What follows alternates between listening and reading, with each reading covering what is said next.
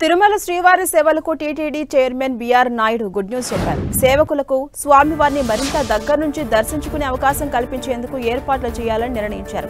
TTD board సమావేశంలో దీనిపై చర్చించి తొందరలోనే దీనిపై అధికారిక నిర్ణయం ప్రకటిస్తామని వెల్లడించారు. బ్రహ్మోత్సవాల సమయంలో భక్తులకు సేవలు అందించేందుకు పలు రాష్ట్రాల నుంచి విచ్చేసిన శ్రీవారి సేవకులతో ఆస్థాన మండపంలో టీటీడీ చైర్మన్ సమావేశమయ్యారు.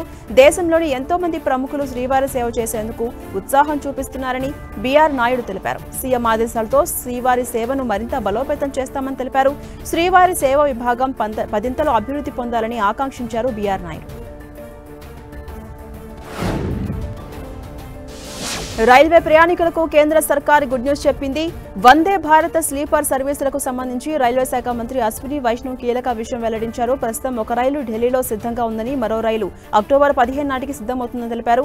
అది వచ్చిన వెంటనే రెండు కలిపి ప్రారంభిస్తామన్నారు. ఇక వందే భారత్ స్లీపర్ విషయానికి వస్తే రెగ్యులర్ సర్వీసులు కొనసాగించాలంటే కనీసం 2 రైళ్లు అవసరమని, అందుకే మరో దానికోసం వేచి చూస్తున్నామని తెలిపారు.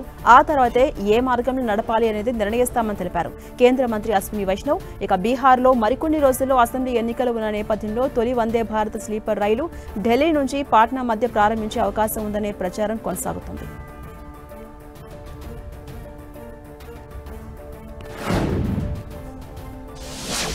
దేశవ్యాప్తంగా రోజు లక్షలాది మంది ప్రయాణికులను గమ్యస్థానాలకు చేరవేస్తున్న రైల్వే శాఖ చాలా ప్రాంతాల్లో ఇప్పటికే పాత విధానంలోనే సిగ్నలింగ్ వ్యవస్థను అమలు చేస్తోంది. దీనివల్ల ఓ ట్రాక్ పై ఓ రైల్ స్టేషన్ నుంచి బయలుదేరి తర్వాత స్టేషన్ కు దాటే వరకు ఆ మార్గంలో మరో రైలును అనుమతించరు. దీంతో ప్రయాణికులు అవస్థలు పడుతూ ఉంటారు. ఈ విధంగా రైలు ప్రయాణాల్లో ఆలస్యాన్ని నివారించేందుకు రైల్వే శాఖ సరికొత్త ఆటోమేటిక్ సిగ్నలింగ్ వ్యవస్థను అందుబాటులోకి తెస్తోంది.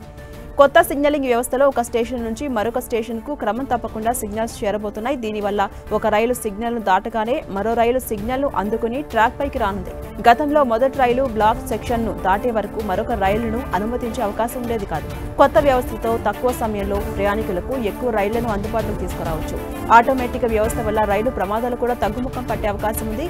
ఇటీవల ప్రయోగపూర్వకంగా తూర్పు కోస్ట్ రైల్వేలో ఈ అత్యాధునిక సిగ్నలింగ్ వ్యవస్థను విజయవంతంగా ప్రారంభించారు.